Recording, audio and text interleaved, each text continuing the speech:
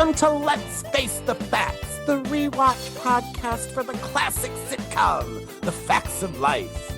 Join us each week as we synopsize, analyze, criticize, and ultimately idolize the show. And now, here's your host of Let's Face the Facts, the wonderful David Almeida. Thank you, Matthew Arter. Welcome back to another show. Thank you for downloading and pressing play. My guest this week is Karl Anthony. Karl is a true entertainment renaissance man. We talk on the show about all the different facets of his career and all the different talents he possesses.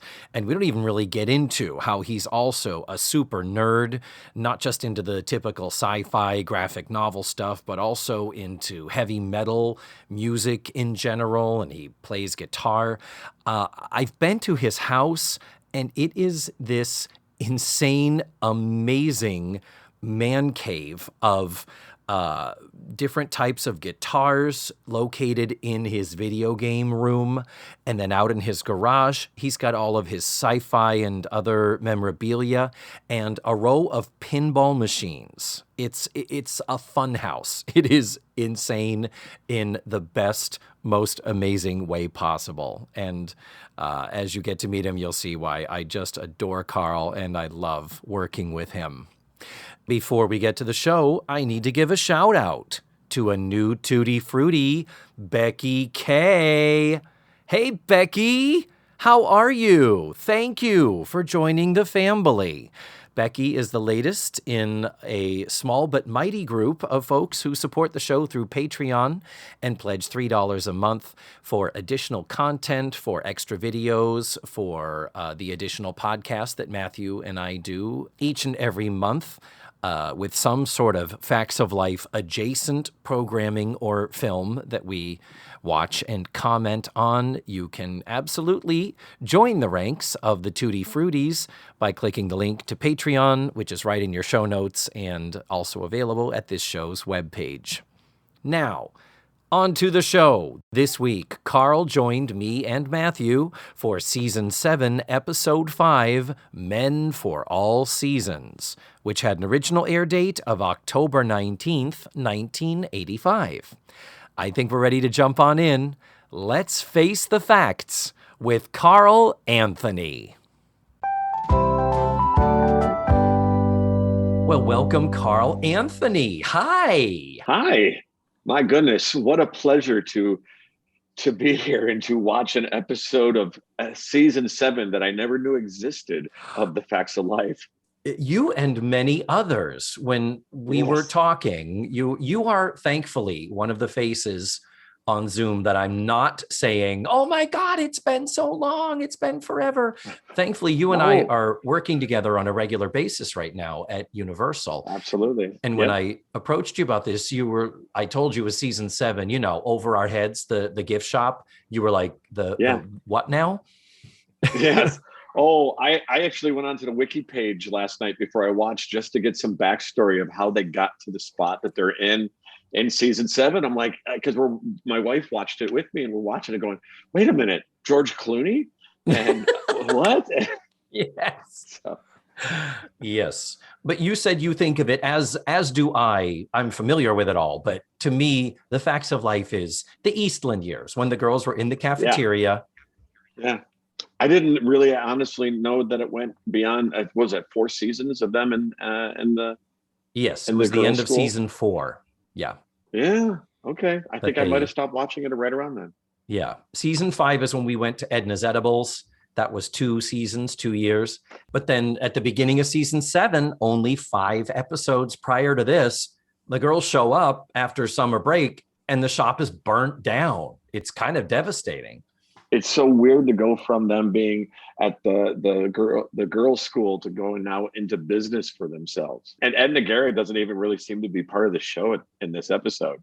She's kind of there, but with some creepy little adolescent boy.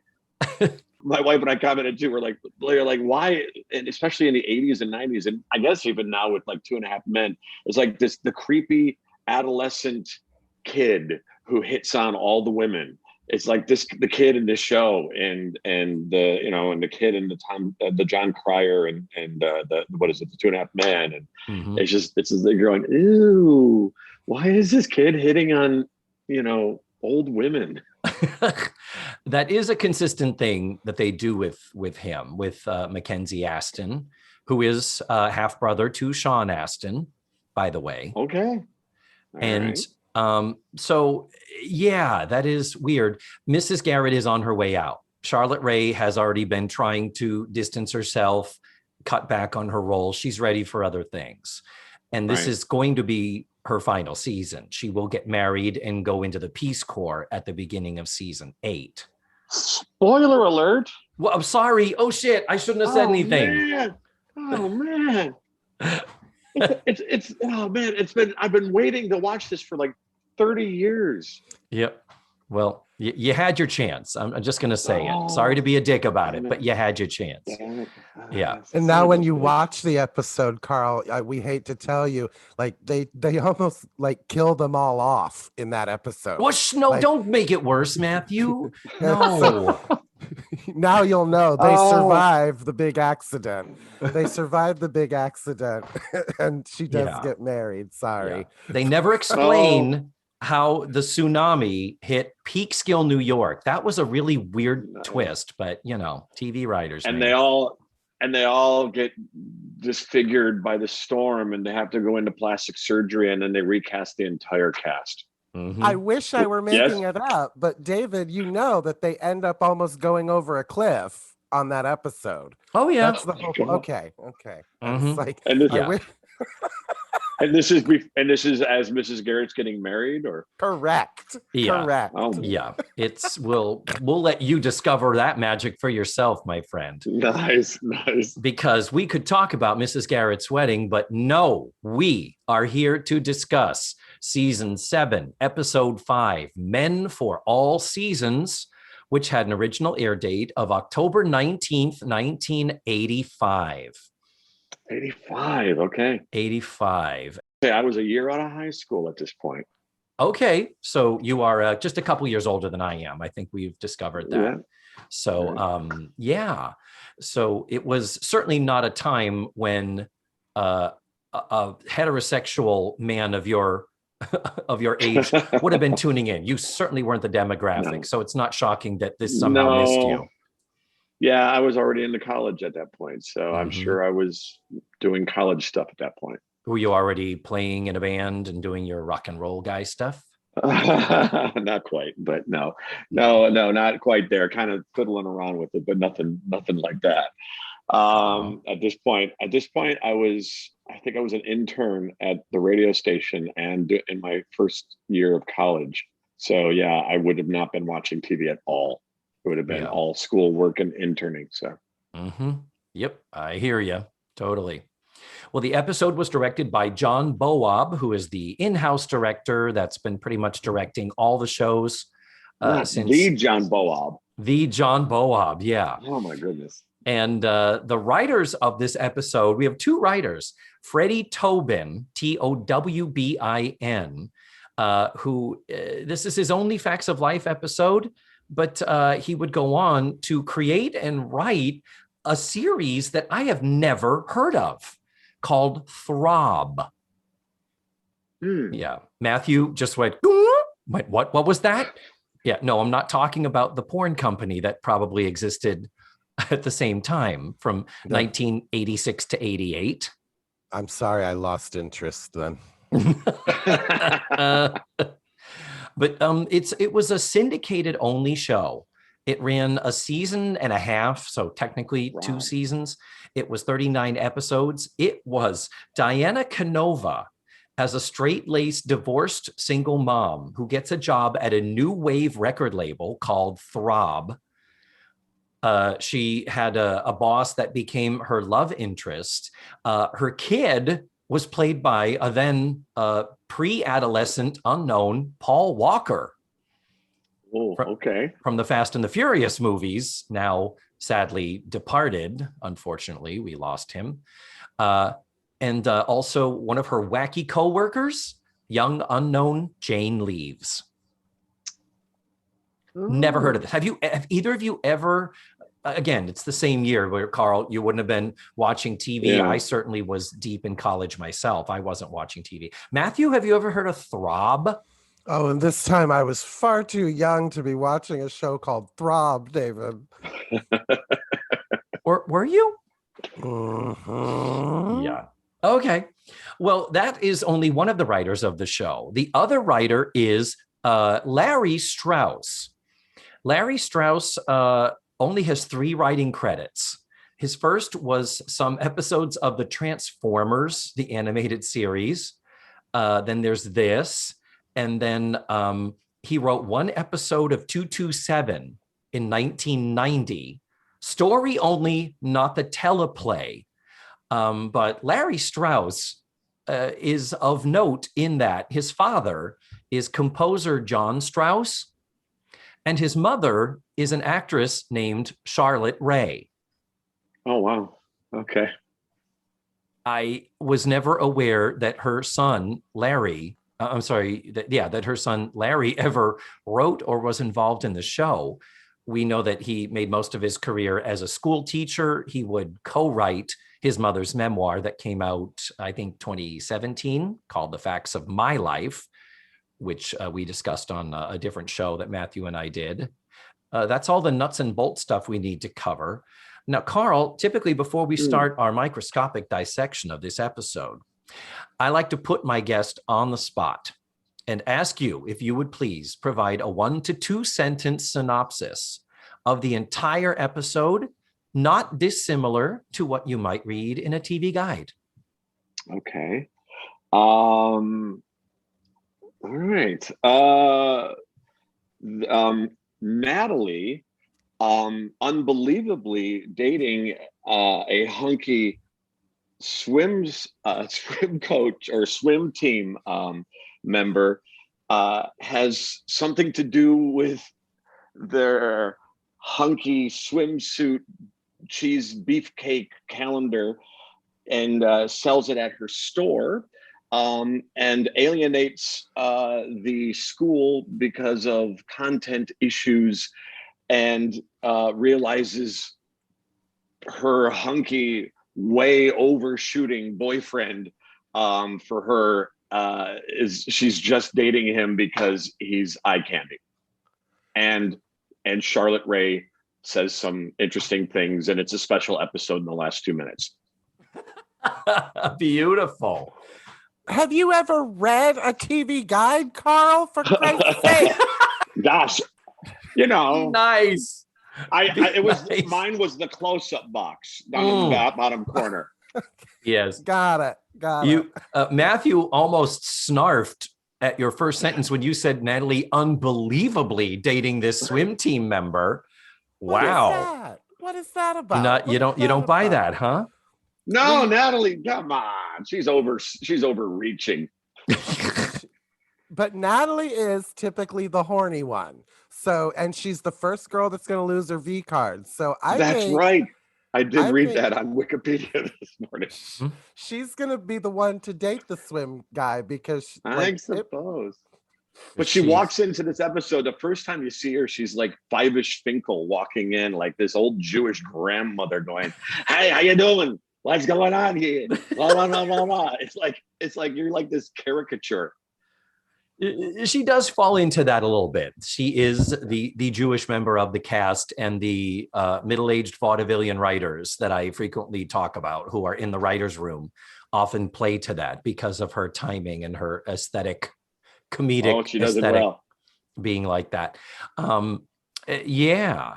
So did you know or remember that George Clooney was on it? Was that a complete surprise? Not a complete, because I remember in interviews with Clooney, them talking about him being, I'd never seen him on Facts of Life, but I remember that he was on a show, and I didn't remember that it was Facts of Life until he came up in the opening credits. And my wife loves George Clooney. George Clooney is her secret boyfriend. And she sat bolt upright and went, "Oh, my boyfriend's in this?" And I went, "Yep, he sure is." Yep. Nice mullet he's rocking too. I really dug the mullet. Yeah. Well, he and Nancy McKeon clearly go to the same barber. You could see. Absolutely. But let's do this. Let's start talking about the episode itself, sort of scene by scene here. The store is in full swing. We start in the store. I believe this entire episode takes place in the store. And we do cut away briefly in two shorter scenes to the store room. And Matthew and I have some things to discuss when we get there. But we've got the store is busy, and there's this freshman guy named Bruce buying lots of Langley College merchandise. He's got everything, head to toe, all the bits and pieces, saying, I'm a freshman, I've got to fit in. And he is very distraught that they're, at the moment, out of Langley jackets. And the punchline to his little bit is, how are they going to know what college I'm from when he's dressed head to toe with Langley merchandise? So that we think is a throwaway, but it does come back to the show. Yes, three more times. I've already taken issue, Dave. First of all, much to the joy of our dear friend Diana Eden, we've gotten rid of the sweatshirts. The whole point of the opening episode of them opening the shop was, we're all wearing sweatshirts. We're looking for a look here. And that has been abandoned. So yes. They've got a look. Yeah, our friend who did the costuming is happy about that. But this whole Langley gear bullshit already, where is it? Where is it in the shop? You don't see a display anywhere. No. Not even a fucking coffee mug that has an L on it, for Christ's sake. And they're like, this is one of our biggest vendors, is Langley. They must hate you. Yeah, later it said that we're one of their biggest distributors. It's like, are you? Really? Yeah. But I don't think they're getting their money's worth from distributing through you, because there is no no product placement at all in this fucking store. Nope. Yes.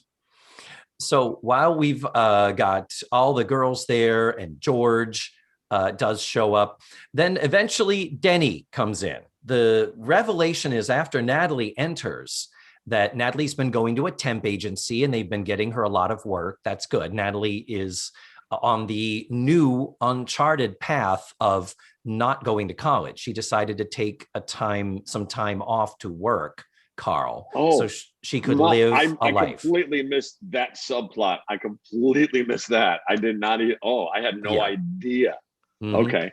All right. So in addition to her saying, I'm getting a lot of work, we get the wonderfully expositional dialogue of, Natalie, you're working so much and putting in your time here at the store and spending every night with Denny. And that's where... So this is the first we see Denny? I had no clue. Yeah, no, he's a one-off. Most boyfriends are on this show. They're one and done. Yes.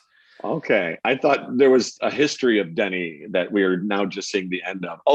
They went. We saw the complete arc of their relationship in one 20-minute episode. Yes, you did. Okay, all right. So Denny is a very attractive college boy. He's played by actor Yves Andre Martin, Yves. Yves Andre Martin. That's a very exotic name for a generically cute, very cute. I mean, I'd hit that. But the thing is, I'd hit that. But, okay, good. He gets the hetero. So you'd use your pass for him, would you? Oh, come on. He's got that swimmer's bod. Mm-hmm. At least we think he does. We never really see it, do we? No. Much to my great dismay. But he only has 4 acting credits between 1984 and 1986. And then there's a singular short that looks like he wrote, directed, and starred in 2010.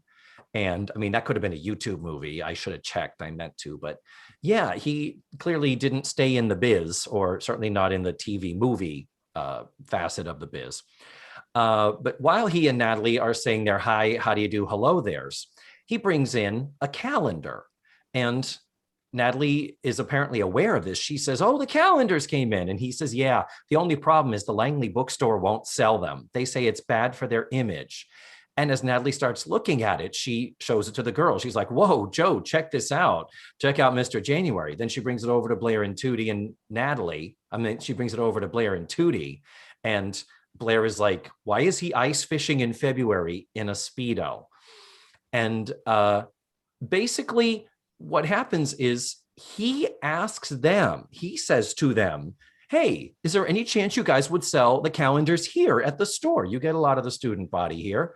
And the girls are all like, well, yeah, I guess so. Natalie says, all the proceeds go to save the whales. Tootie says, should we ask Mrs. Garrett? Because Karl, they are all equal partners in this store. This is not Mrs. Garrett in charge and they work for her like it was last season. And they say, oh, Mrs. Garrett loves the whales. It's probably okay. Great. They put the calendar in the window. Immediately, these two girls walking by on the street, rubberneck, stop in their tracks to gawk at it. Clearly, they are going to sell well. That we missed George's wannabe catchphrase again. Oh, I noticed that. Because when they talk, they show they of all people, whose opinion should we get?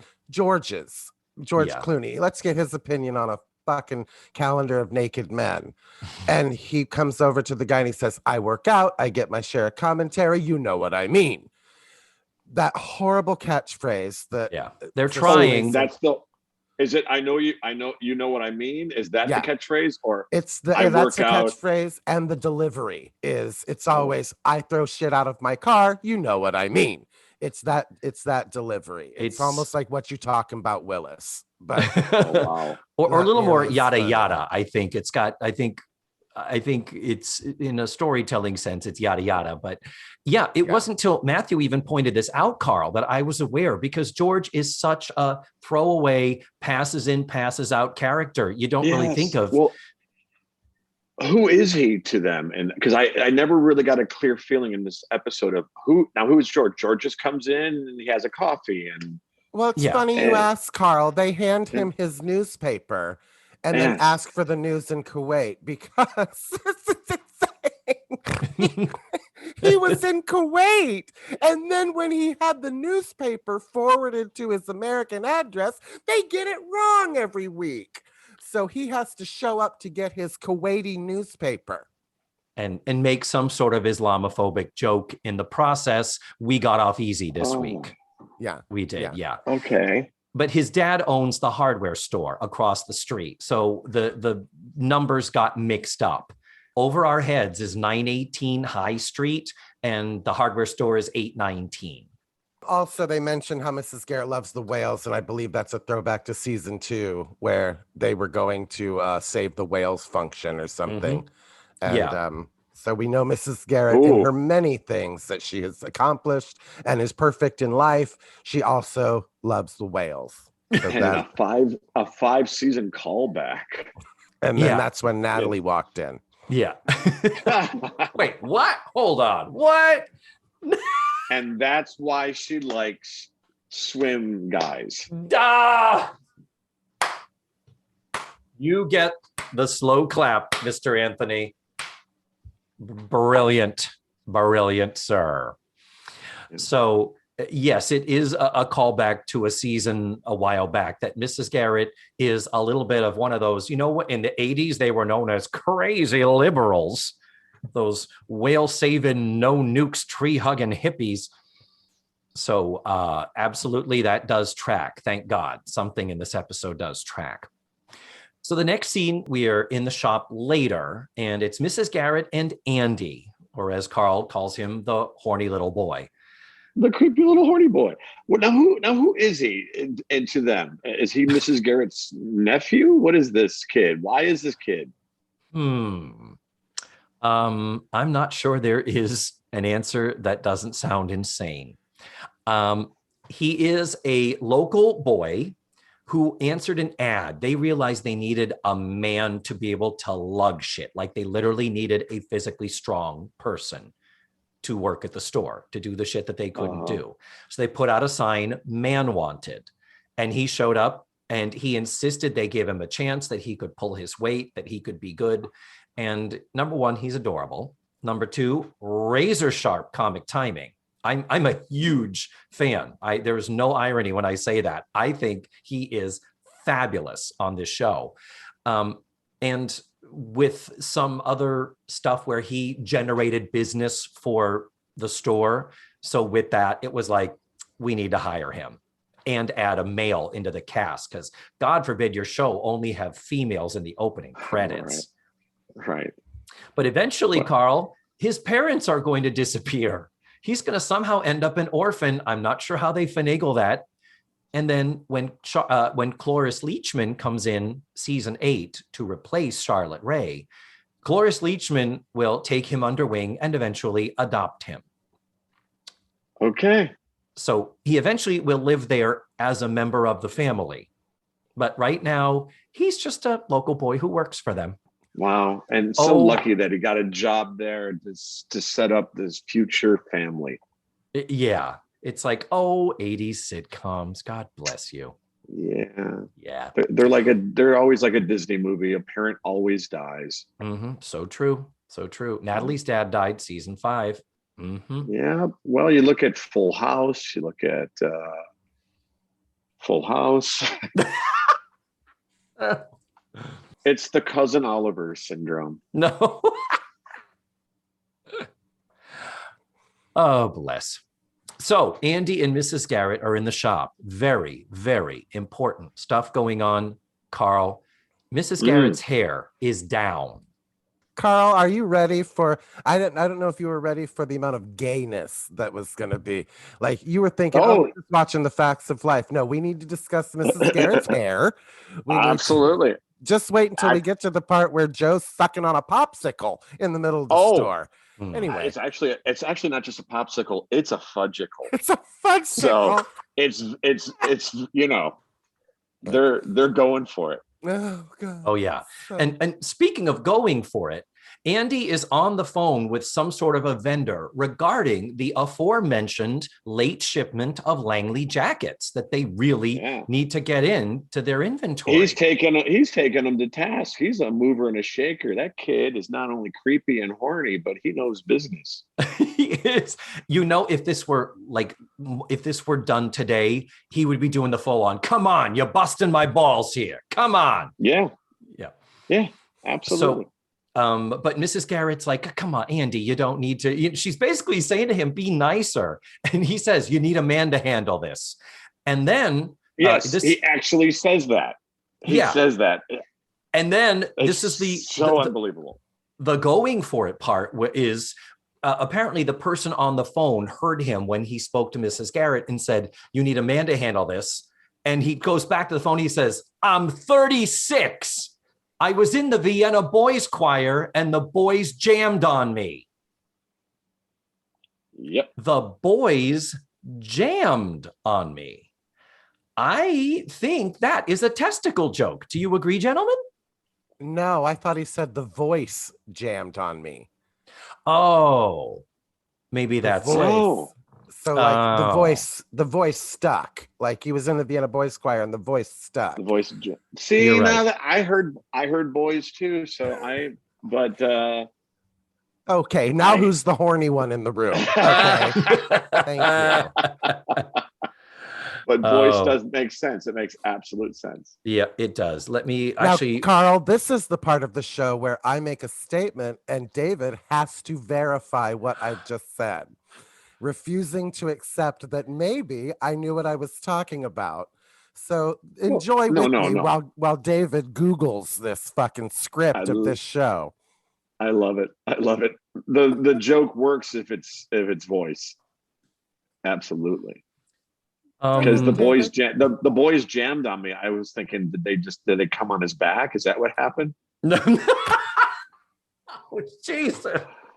Wow. The boys jammed on me. Wow. Yeah. Oh, you know the difference between jam and jelly. You can't jelly your cock in somebody's mouth. Did you find that script, David? I did find that script. Wow. Glad I took that moment away from the call here. I do know that Bill Cosby has jelloed his cock into some people's mouths. No. And I couldn't let it go, man. I couldn't let it go. Oh, bless. This is to verify that Matthew is correct. I was not doubting that Matthew was correct. If you weren't doubting that I was correct, you would not have looked it up, David. If you were not doubting, you would not have looked it up. I'm just amazed that there's a website where you can look up the Facts of Life scripts. That's amazing to me. It's actually based on the subtitles. It's some type of a service that takes the subtitles, I assume, off the DVDs, and there it is. So, okay, the next thing that I am tempted to be a dick about and go double checking you, Matthew. I won't do that. I won't. Okay, I'll be better. I will be best as our former first lady. What's the next thing you want to verify that I said? What happened? If it happens again. You want to verify that you can jelly your cock into my throat? No. Okay. We're good. Right. So there goes my whole theory that they were making a joke about his gorgoyoins. So, however, the next joke that happens is Natalie walks in and goes and says she's been plugged. Mm-hmm. Nose plugged, but she still says plugged. Oh God, yes, she does. Yeah. Plugged. That's right. Because Denny, her super hot swimmer boyfriend, has given her his nose plug to wear around her neck. And apparently that's the same as when, a boy gives you his promise ring or something. I don't know. They try to make it like it's a big deal, but yeah. It's a joke. It's a gag. It's a really I just bad wonder gag.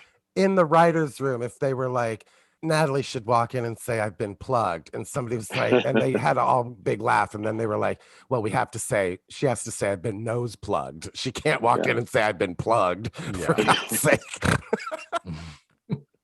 We wish. Does she say I've been plugged and then go, nose plugged? But they don't even do that, do they? No, that would have been funny. Yes. Mm-hmm. Yeah.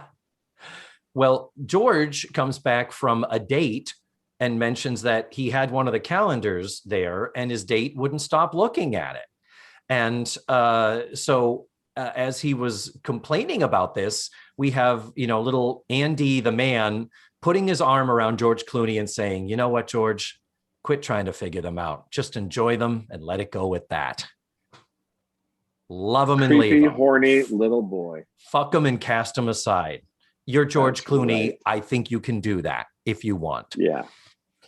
But then And somehow, even with the mullet, oh, especially because that was so hot. He is so fuckable, right? Oh my God.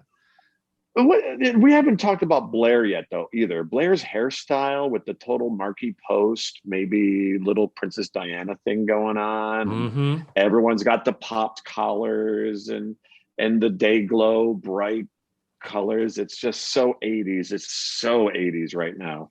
Yep. 80s-tastic, in fact. They definitely each have a look. They, Mm-hmm. Tootie's got that little Lisa Bonet thing going on. And oh, yeah.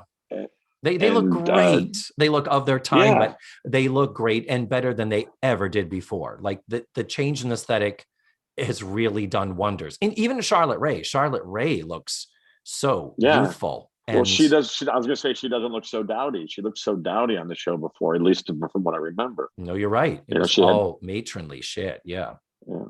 So then with George, they're talking about the calendar and kind of what do you all see? These guys aren't so great. Somehow it turns to them talking about their fantasies. About what they first thing Natalie says, oh, well, Joe, what do you find sexy? And you'll notice Joe does not give specifics. No. She sure doesn't. Because we commented about that when we were watching last night too. Dawn goes, I want to see what she says now. And she says nothing. Yeah. She goes, basically she goes, I like good walks on a beach and someone who's intelligent I can talk to, blah, blah, blah. Yeah. She goes, I can't give you specifics, but if it's there, it's in the eyes. That's right. Yes. And it reminds me of a wonderful Tallulah Bankhead quote where she said, it's not the cock, it's not the twat. Sometimes it's the smell of lilac. What a perfectly benign lesbian answer that you would give when you're not out to your friends. And you would say, oh, somebody with nice eyes. Yeah. And a pussy. Yeah. Okay. Whoa. Wow. Yeah, that was definitely notable in Joe's journey of whatever it is. But as the they're fact that going, she's wearing a sensible jacket too. oh, and only would wear flats, according to the costumer.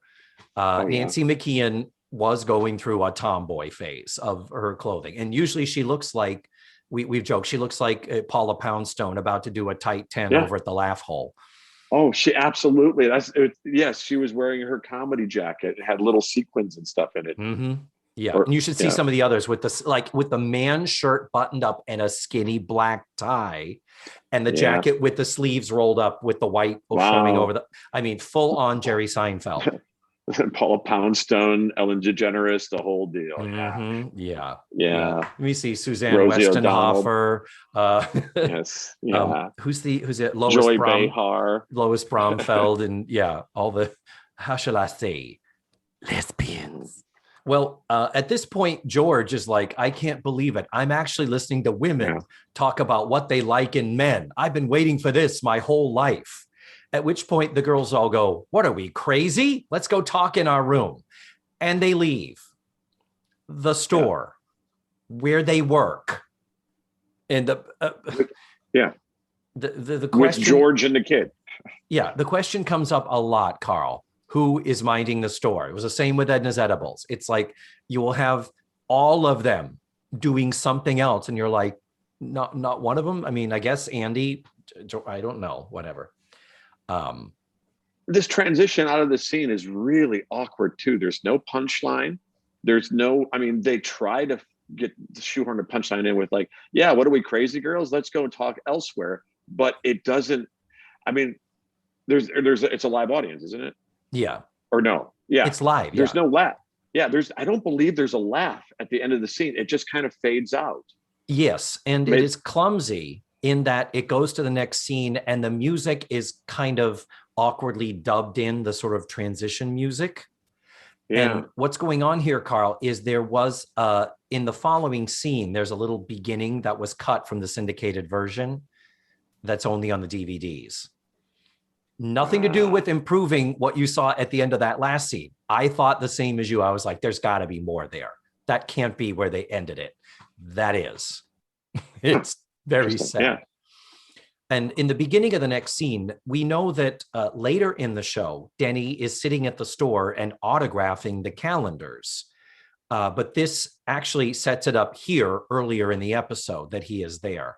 So there's a couple of girls bringing up their calendars and Natalie is standing over him, and every single thing that he signs, she's like, yeah, go ahead and sign that. I have a girlfriend. Denny, go ahead and put down, think of me as a brother. Like Natalie being all, he's mine. Back off, bitch. Oh, because she says that later in the scene. She goes, he's my boyfriend. Yeah. So there's a lot of that somewhat desperate plea to be attached to him and make sure people know that he is her fella. So then in comes this older woman, Kate. Kate Andrews is the character, played by character actress Jane Keane. Tons and tons and tons of credits. Most notably from 1966 to 1970 in the Color Jackie Gleason variety show where he revived the Honeymooners. She plays Trixie in that. Wow, I can see that. Replacing Joyce Randolph. Joyce Randolph, who, by the way, still alive, 96 years old. Wow. Yeah. She was what we considered back then fake Jan from the Brady Bunch variety show. She was fake Trixie. She was known as that. She was the replacement Ginger. Yeah. I know. Judith Baldwin, who the fuck are you? Get off our island. If you had a nickel for every time a maitre d' said that. But this woman is apparently friends with Edna, Mrs. Garrett. Not that we ever really see her with any friends ever for the entire run of the show. But we're talking, they are friendly. She comes over and sits at the counter and she sees the calendar and she says, these calendars, you have them here. And she's like, yeah, we're selling them for the kids. And she says, yeah, there's a problem with these at the school, And Edna's like, what? And she says that because she sits on the Board of Regents, She says the board feels that the calendars aren't consistent with our image. And so Natalie happens to be there. So it comes up with Mrs. Garrett going, whoa, whoa, whoa, Natalie, they won't sell these at the school. Did you know that? And Natalie's like, yeah, kind of, sort of. And the woman does say, Edna, if it was up to me, I'd say do whatever you want. But some people think that if you're selling these calendars here, maybe you shouldn't be selling Langley merchandise. And Natalie's like, whoa, whoa, whoa, whoa. Are you threatening us? And Mrs. Garrett's like, calm the fuck down. And so Natalie starts talking about the First Amendment and not letting a school board dictate what they can sell. And the woman does say, well, without Langley's support, you don't have much of a shop. I mean, look around you. Look at all the Langley merchandise that would not be visible and on display here. But fortunately, Mrs. Garrett stands her ground and says, oh, well, I'm really sorry about that. Bye. Not mean, not adversarial. It's just, oh, well, we're gonna. So, okay, bye. And that's where we go to commercial. Well, my question is, how did this calendar get made if Langley College isn't supporting? Like, they took the photos from the Langley swim team. They printed it from the Langley swim team. How did it get made if it's so fucking offensive to everybody? Like, nobody at Langley approved the calendar. Right. They just showed up anyway. Yeah, the only thing I can think of is they're alluding that the swimmers went off on their own and organized this all. But this kid is such a dolt, you wouldn't believe that he could open a fucking door to get out of the store. So, yeah. Well, yeah. And it's like, well, who bankrolled the printing of these calendars would be, he could just clearly, if they could put it in their window and just just stop dead, it could be like, well, we don't need to sell this, quote unquote, at the college store. I'm just going to sell them privately out of my room. Give me $10 and here, have a calendar. Doesn't need to be officially sanctioned. And you giving the synopsis reminded me that Natalie wasn't part of the production of this calendar, because later in the episode you get that feeling that she has a stake in these calendars, and she doesn't really. Yeah. Other than they're selling them for the swim team. Yeah, we always have notes for the writers, Karl, that we plan to send back in the time machine. And there's a lot more that's about to happen that is going to necessitate a lot of notes. But before we do that, it is commercial time. Therefore, we like to pause our synopsis and get to know our guest. So, Karl, let's talk about you, your life, your career. Let's give a little McTour of the amazing comedic magic that is you. Karl, where were you born? Yes. Born in Detroit, Michigan in 1966. Ooh. My father was he was a policeman and then became police chief of the small suburb of Detroit, just north of Detroit. He was the police chief of Pleasant Ridge, and we lived in the neighboring town of Oak Park, Michigan. Mm-hmm. And my Pleasant Ridge was a more affluent part of the city, northern suburb of the city, and we couldn't afford to live in Pleasant Ridge, so my dad was the chief there. But I became right out of college, actually during college, I started working in radio, and ended up getting hired at the radio station in 1986, the station called WRIF in Detroit. It was a rock radio station. I was the assistant promotions director, and really desperately wanted to get on the air. And when everything went south and the station got bought by a different company, they dissolved my position. So I thought, well, I'll go back to college and finish my degree. And right before that, I thought, well, or I could try my hand at stand-up comedy and maybe get back into radio and get on air and do morning stuff and things like that. So I started my hand at open mic nights in Detroit in 1988, 87, 88. Ooh. And it was a boom at that time. And that was a huge time for stand-up. Yes. Every bowling alley, every Chinese restaurant had a comedy night. It Oh, was absolutely. it was the drag queen bingo of its time, for Christ's Oh, sake. truly. Jeez. We were the happy hour buffet. We were absolutely. But yeah, so I started doing open mic nights in '87, and then once I got let go from the radio station in '88, I went full time in stand up and thought I'll just give it a try. And because and I wanted, I didn't have a real good act put together back then. I was just flailing about and trying to figure it out.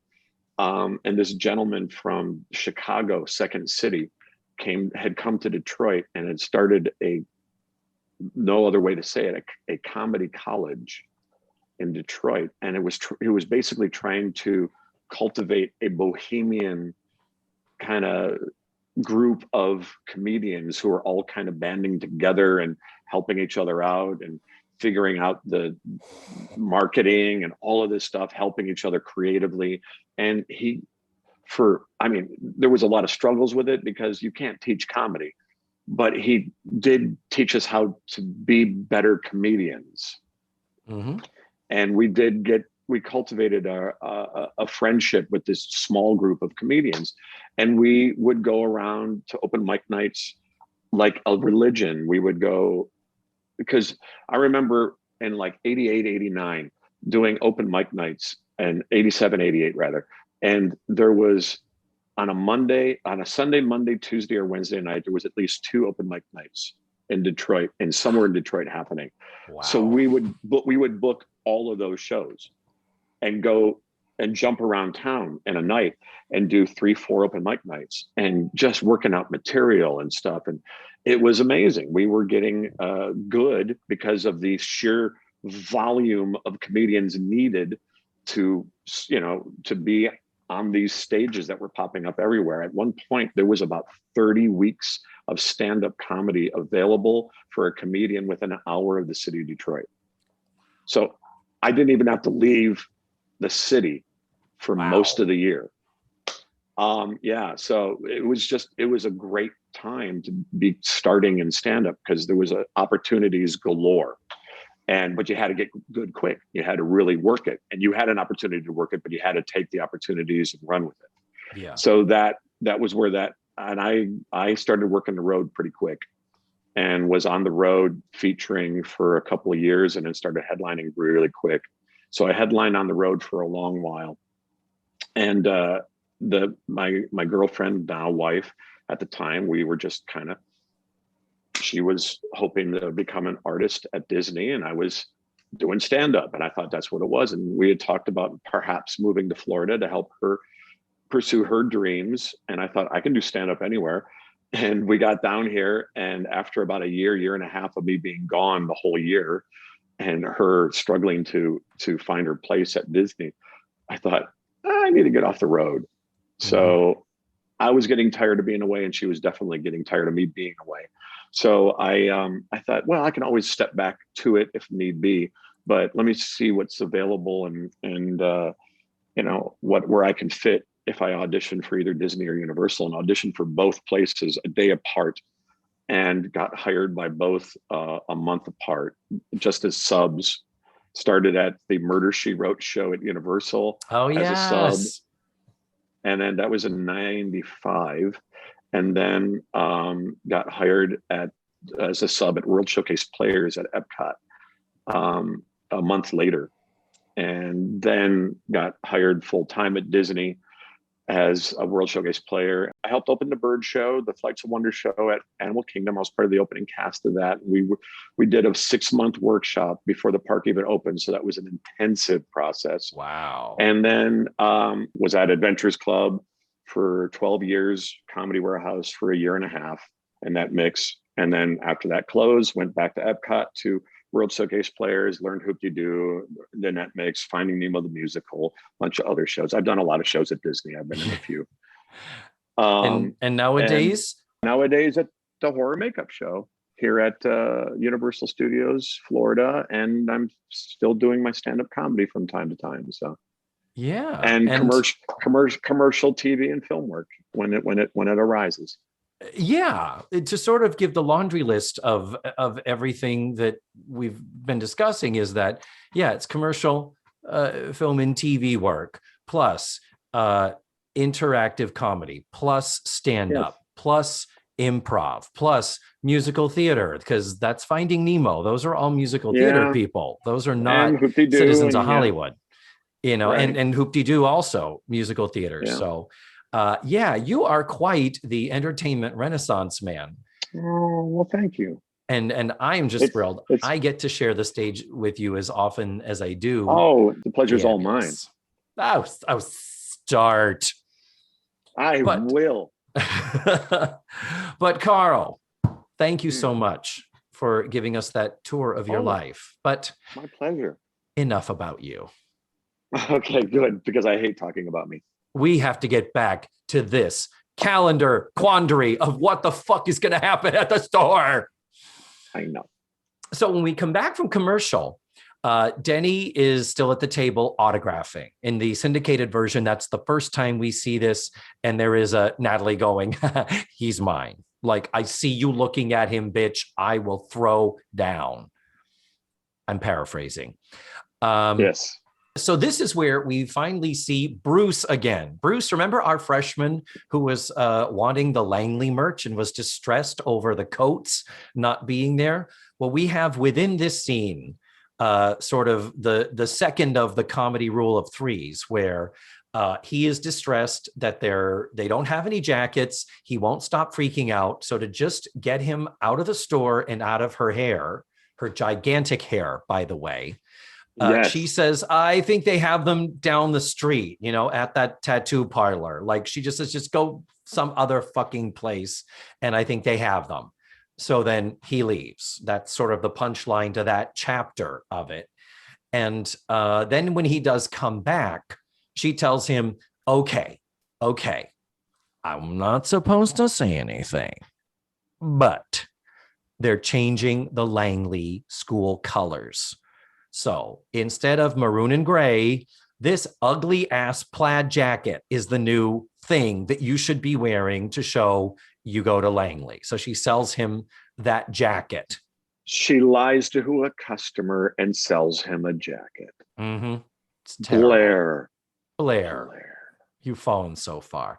But you're actually barely in this episode, Blair.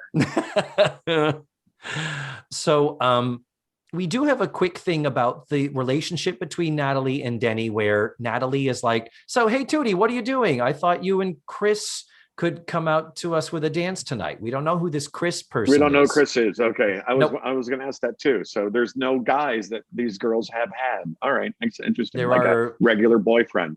Yeah. There are precious few men who have multiple episode arcs other than the guys they end up with, meaning the guy that Joe marries, the guy that Natalie's supposed to marry but doesn't, Tootie's future husband. And you get a lot of one-offs on the show. I think they could take advantage of that. So they do say, well, we've just sold the last Langley bumper sticker. So essentially, where the hell was it? They had it under the counter, Matthew. It was under the counter. It was an asked for item. That must be where all the Langley stuff is, because they're making it like in a college town, there's no other place to get like Langley doesn't sell Langley stuff. Thank you. Okay. You're so right. I'm just stuck on that, I guess. But yeah. Oh, well, let's get you further stuck on no, I didn't mean it that way. Well, I've seen those movies. Giggity. Well, the thing I am stuck on is now about to happen that I am losing my mind over, where it's like, well, there it is. Our entire Langley inventory's gone. Now what the fuck do we have? And the girls kind of turn on Natalie and they're like, you really should have told us about this calendar not being sold on campus. And, Mrs. Garrett's decision. Are you trying to tell us that you didn't somehow push her is the term they use. Natalie responds with, well, I might have nudged. No, she didn't. We were there. There was no nudging. And in fact, the show was not written nor directed clearly enough that it was clear as they were doing this. I'm like, you were there. You heard it. You heard it when Denny told her they wouldn't. Yeah. Well, I did go back. What it is that Joe briefly steps back out into the other room, and Tootie and Blair are over at the bakery counter on the other side of the set. And in classic 80s sitcom style, if it's not in the frame, it doesn't exist and it's not happening. So Joe walks away pretty much for Denny to say that one line and then walks back. And Natalie's like, oh, hey, Joe, check this out. Then she walks across the store to show it to Blair and Tootie. And it's like, okay. So the show is trying to tell us that they didn't overhear this, nor were they in the room or involved in the conversation. No, I call bullshit. I totally agree. Agree. The scene comes out of nowhere and it's very jarring. And the tonal shift in the scene. Yeah. And then to go one step further with, okay, well, you concealed that information from us. Did you fuck over Mrs. Garrett too when you told her? Is the attitude. And that she admitted she nudged. It's like, she didn't. Mrs. Garrett literally went, what are these? And she went, oh, they're calendars. They're for Save the Whales. Mrs. Garrett went, oh, okay.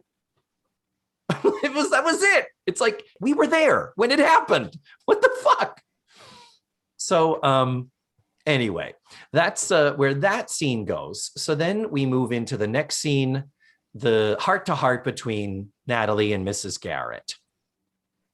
In this space, I guess we will call the storeroom. And how do they get into that space, David? Did they go through the kitchen, the former kitchen door? They walk into the former kitchen door. You said they later have a kitchen. They live there. They have to have a kitchen. I don't know, but one of our Tutti Fruities, I think, commented on the past saying that the storeroom was behind the other counter where Mrs. Garrett's little cookie counter was going to be. Is where he was insinuating where the storeroom would be, but they walked right into the kitchen where the kitchen used to be for this storeroom scene. Yeah, we've never seen this storeroom before, Carl. Granted, it's still very really? new. Okay. The whole shop is very new. It didn't open until episode 3, so this is literally only our 3rd episode where the store is functioning up and running. Now the storage room, 80s-tastic. The shelves are painted pink and blue. It's so freaking cute and it matches the store. I'm not a fan of the over our heads seasons per se, but I have to admit, aesthetically, I am more in love with this show than I ever have been. I love how it looks right now. Just want to go on record. I still take issue with some of the lighting. There's still shadows being cast on people's faces that bothered me now that you've pointed it out to me, David. Mm-hmm. So that You're welcome. You. But Mrs. Garrett refers to her boyfriend as a hunk of horse flesh. Giggity. When she's talking to... Which means his penis is huge. And then she says, it wasn't even my boyfriend. He was my sister's. Edna Garrett, you whore. Yeah. Well, she tells a story to Natalie. Natalie, who is basically, number one, talking about feeling guilty about the calendars.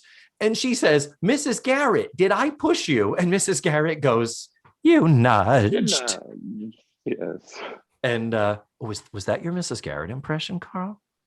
Oh, no, I didn't have a Mrs. Garrett impression, no. No, I don't have. Anytime the guest is inspired to do a terrible Charlotte Rae impression, I am all on board and ready to hear it. No. It would sound way too much like Paul Lynde or Charles Nelson Riley before it sounded like Charlotte Rae. I mean, Paul Lynde, Charlotte Rae, and Alice Ghostley all went to school together, so they all do sound exactly alike. Mm-hmm.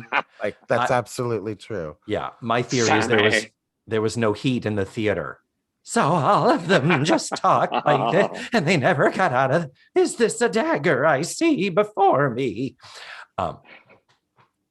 So Mrs. Garrett then reaffirms that Natalie nudged, and Natalie goes, this is a partnership, and I wasn't thinking about my partners. I was being selfish.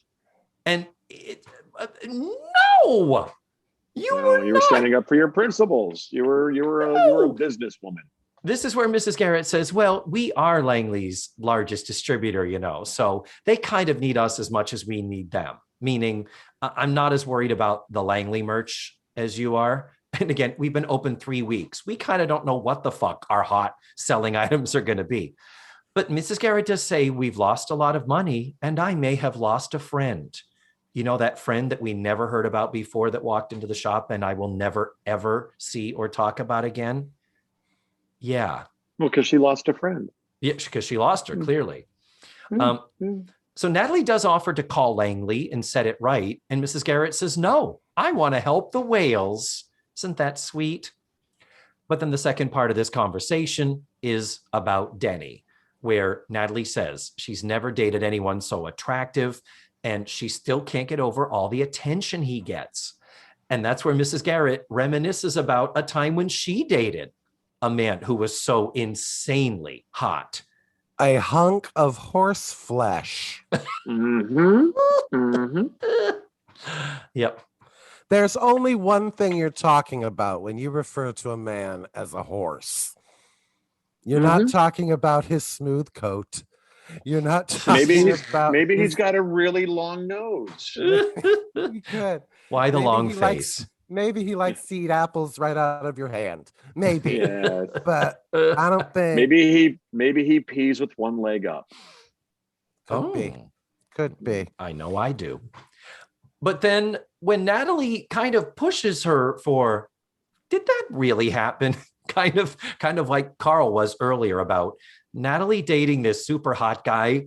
It's kind of like Natalie going, Mrs. Did a super hot piece of ass really date you? And Mrs. Garrett says, no, it was my sister. So Matthew, you said you were thinking that she meant that she was fucking her sister's boyfriend. I'm just saying that, I mean, it was an interesting button on the end of that conversation to say that this hunk of man was my sister's, this horse flesh. Well, yes, for her to refer to him as a hunk of horse flesh, she obviously knows something about his penis. Thank you. Thank you. You don't just refer to the guy that my sister was dating as a hunk of horse flesh. No. Yeah. No. Wow. But my thing is, I thought Matthew was going to be so happy because Mrs. Garrett lied. I thought she completely took her sister's story of dating this attractive man and applied it to herself. And I was like, oh, Matthew's going to love that because Mrs. Garrett comes off as too perfect sometimes, all the time. She went down on him. She went down on him. Yeah, exactly. At the very least, very least, she was nudged. Let's just say. And then caressed and tapped and patted. You can't get pregnant in your mouth. Anyway, so that's how that scene ends. So then we come back to the store. This is where our freshman comes back in the plaid jacket, and he's really mad.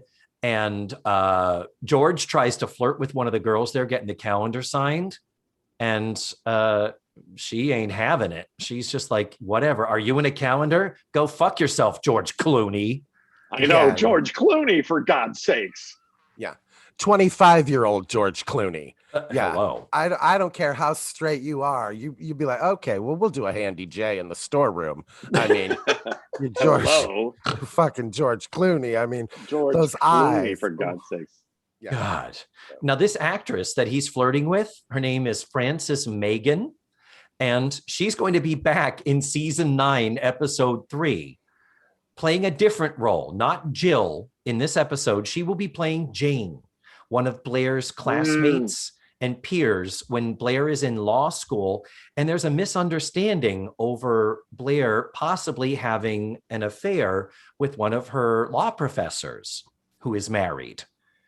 And she's not, but the students are all talking, and this bitch. A little don't stand so close to me situation. Yeah, she's all, I know she fucked the law professor, just as I know I didn't fuck that guy at the calendar signing.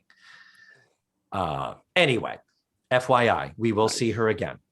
And then Andy interjects to button this little flirtation scene. Matthew, your head is in your hands. Tell us what Andy says to button the bit.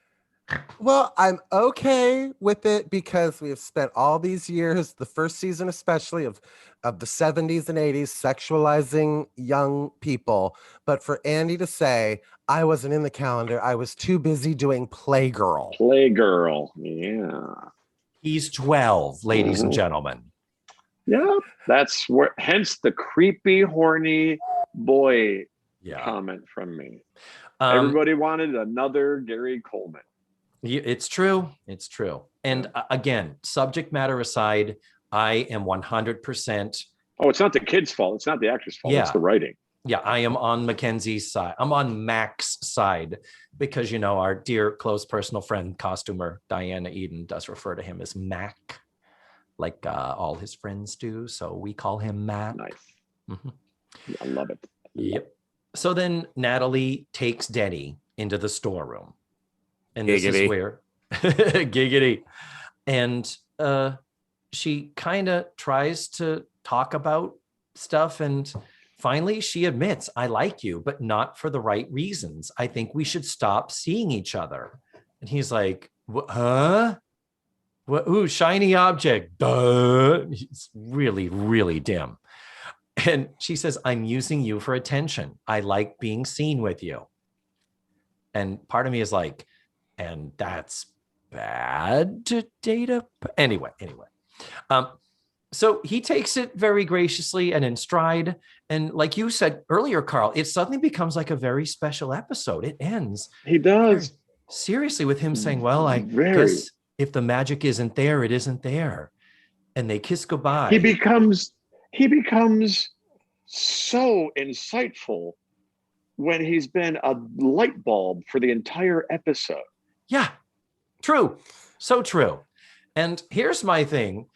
They kiss and then Natalie walks out and kind of looks back at him. And it's sort of like, why are you leaving an outsider alone in the storeroom for your shop? But also part of me was like, for how shitty the writing often is, I'm like, why would you not have had a callback to the nose plug of her giving him back his nose plug or something to lighten it a bit? Because this was very sad.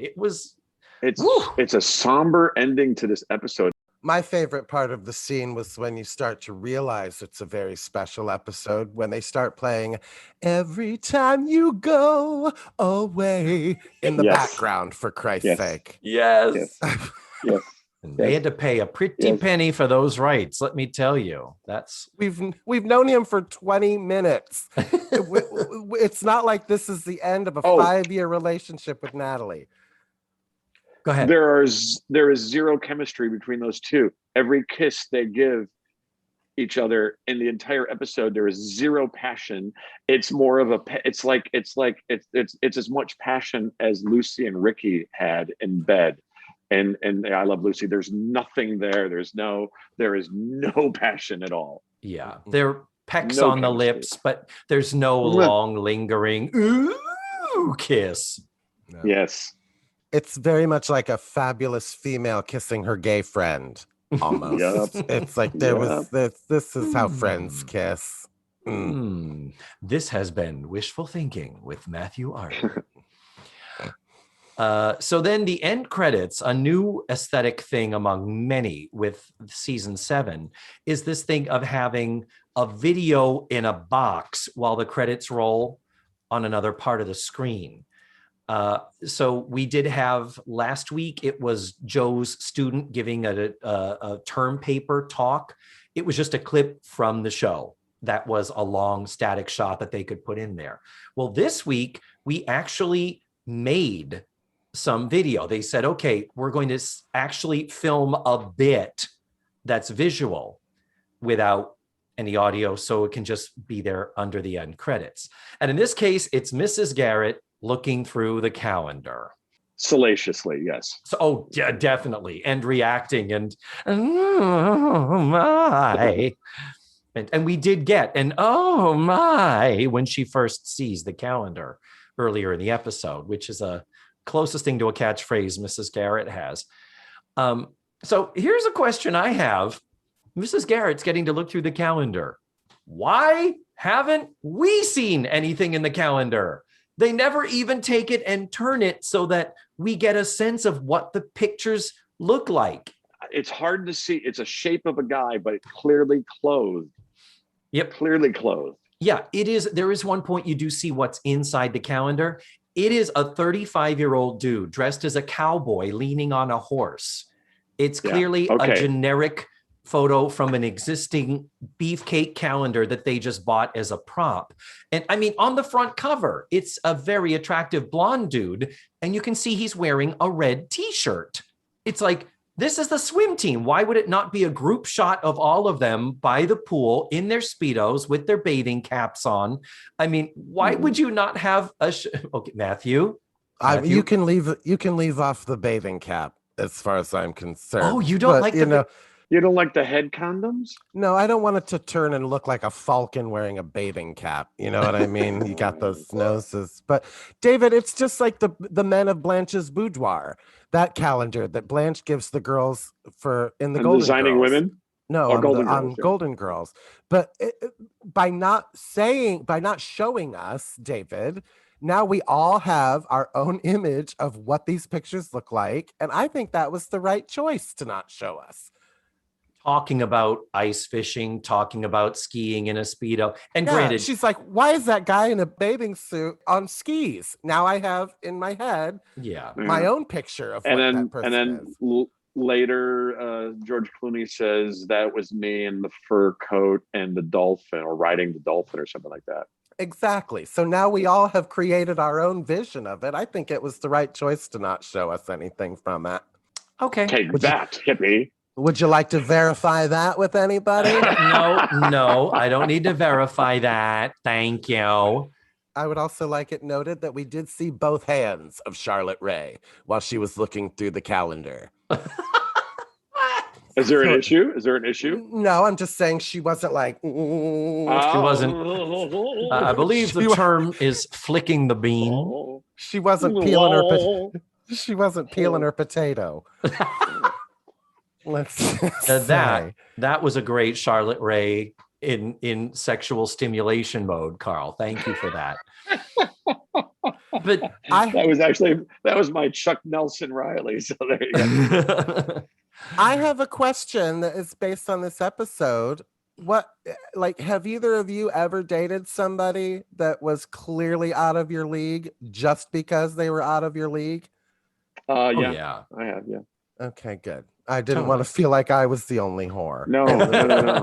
The difference between me and Natalie is that the person out of my league ended the relationship. I was like, oh. My example of that is not unlike all of my dating life, which is just, what, really? You're interested you want to? Oh, I mean, okay, why not? It's like, I clearly married out of my league too, so I'm always looking across the bed, going, "Really? You want me to have sex with you? Okay." So my biggest thing, as we're kind of wrapping this up, my biggest complaint and the easiest fix, the thing that could have so easily been fixed in the writing, is they did do a good job with Natalie being very fixated on, he's mine. Can you believe it? He's mine. He's mine. But the whole thing of the girls saying, Natalie, you should have told us. The whole thing, you should have nudged Mrs. Garrett. They could have retrofitted that first scene to match that. That would have been perfectly cool. If he came in with the calendars and she said, oh my God, these are great. I'm glad your friend Harvey got a loan from his parents to pay for the printing. But now what? And he says the Langley bookstore won't carry them. And have her be like, oh no, that's terrible. And then have her go, wait a minute, we should sell them here. And then go to the girls and say, hey girls, instead of him asking, have Natalie go to the others and say, hey guys, look at these great calendars. Don't you think we should sell them? And someone could say, well, it's the Langley swim team. Don't they sell them at the Langley store? And she could say something like, oh, they passed on it. They want to give us an exclusive, like maybe a white lie. Sure. And I almost liked the fact that Tootie says we should check with Mrs. Garrett, and that they together say, she'll probably go for it because of the whales. And then when the time comes, Mrs. Garrett's like, oh, the whales? Yeah, okay, sure. I actually wouldn't want to change that. I wouldn't want to add the nudging of Mrs. Garrett, but making it just be a little tiny bit of a pretense that Natalie is doing this solely to please him and make sure she doesn't displease him. Right. So that she can hang on to her man. That would have been fine. That would have been perfectly fine. And when she says to Mrs. Garrett, I fucked up. Yes, she would have fucked up. I don't think this episode really has a true Natalie fuck up that needs to be corrected or atoned for. Any other final words, Karl? Any other final comments about the show? I'm now intrigued. I'm going to tell you, I want to see the rest of this season. I think I might actually watch some of these episodes just to kind of figure out how this is going to wrap up, because it was a little jarring for me because I'd never seen these years from going from them being in their little school uniforms at the girls' school to now being in. I think I recall an episode or two of the Edda's edible years, but I really don't remember any of this. And it's like, gosh, this is different. This is a different show. It very much is, and a lot of people love it. I'm having so many problems with the writing and the scripts. The writing is lazy, yeah. Yeah, and the evolution of the show is it is becoming a true bona fide 1980s sitcom with all the good and the bad that means. Like every episode stands alone, is not related to one or the other. It's just trying to accept that, trying to step away from my modern mind and cut it some slack. I can't. It's not a soap opera. It's not a soap opera. Just like 227, you can watch an episode and you don't need to know the history of why they're all living in this building together. They just are. Why you don't need to know why these four women are living in a house in Miami. They just are. And you know what's the idiot? One's the slut and one's the librarian. So you just have to accept it, David. It's the rules now. This is how 80s writing sitcoms are. It ain't The Handmaid's Tale, for Christ's sake. I'm struggling. I'm struggling each and every week. Karl Anthony, this was our appointment television. What was your appointment television when you were around this time? Like when you were a kid and watching TV? In the 80s, let me think. In the 80s, I was really into, this era, I would have been watching a lot of like Cheers. Is Battlestar Galactica was gone by this point, wasn't it? Yeah. What was your favorite show growing up in general? My favorite show growing up was Star Trek. I was a big Star Trek nerd, but that was syndication, and I would watch a lot of like Lost in Space and Godzilla movies and things like that. But I loved The Greatest American Hero. Would have been around this time, wouldn't it have been? Oh my God, I adored that show. I adored that show, and a lot of the Stephen Cannell shows. You know, the A-Team and. A lot of genre at this point in my life. I was a lot of like NBC was doing a lot of like Manimal and things like that. So I was watching a lot of those shows. Yes. Brandon Tartikoff. It was either a huge hit or just a huge piece of shit. He had no filter. It was. But if it had a robot or a dude turning into something or something, I was watching it. I was that kid. I was that right around this time. Yeah. Oh hell yeah. Nice. Real People. I loved Real People, which is weird because I hate reality TV, but I loved Real People as a kid. I thought it was one of the greatest shows. And they're available now. They're all on IMDb TV. Are they really? You can access through your Prime membership. Yeah. All the Real Peoples in their entirety are there. Yeah. I loved Real People. It's a trip. It's totally a trip. Well, Karl, thank you so much for doing this. Thank you for giving us your time. And thank you for having me. If this show inspires you in any way, shape, or form to want to further explore the facts of life, season 7 and beyond, well, we have done God's work today, then, haven't we, Matthew? Absolutely. We've converted another, David. This is part of the gay agenda that we're pushing on people, Karl. That's all right. Amazing. My dad asked me one time when my dad would come over for my dad's very old school and in his thinking, and which means homophobic, and we had a Christmas dinner, and we had Kurt von Schmidto and his partner over, and we used to hang out together a lot, and we would just call each other baby and honey and stuff like that all the time. And his partner gave me a gift. His partner at the time gave me a gift, and I said, "Oh, thank you, baby." And my dad follows me into the kitchen and goes, "What are you doing?" I'm like, "What?" He goes, "You're calling that guy baby. Are you going gay on me?" I'm like, "Yes, Dad. Yes, Dad. I'm going gay on you. This is exactly how I wanted to say it to you too, like Michigan J. Frog. I wanted to go, 'Hello, my honey. There is my baby.'" So yes. So I'm already on the gay agenda as far as my dad's concerned. Mm-hmm. Very Yes. good. Well, good. Is your dad still with us? Oh yes, he's 92, so he's still hanging on. Then you gotta tell him about this. Tell him.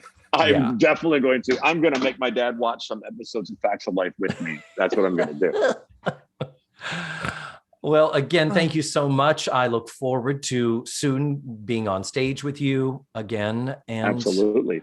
And with, you too, Matthew.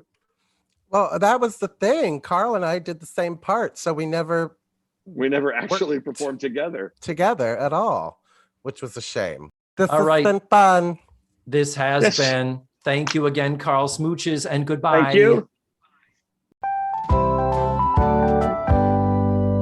And there you have it. That was Karl Anthony. Next week, Matthew and I are going to be watching Season 7, Episode 5, A New Life.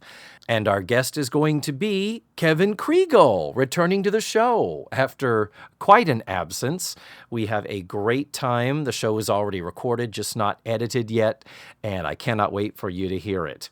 You can watch the episode ahead of time at dailymotion.com. The link is in the show notes to this episode and also on this episode's webpage. And that's it for this week. Thank you so much for listening to the show. And remember, the facts of life are all about you.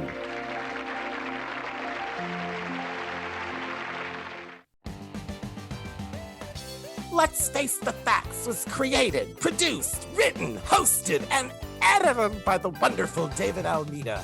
Our theme song was beautifully arranged and recorded by Ned Wilkinson.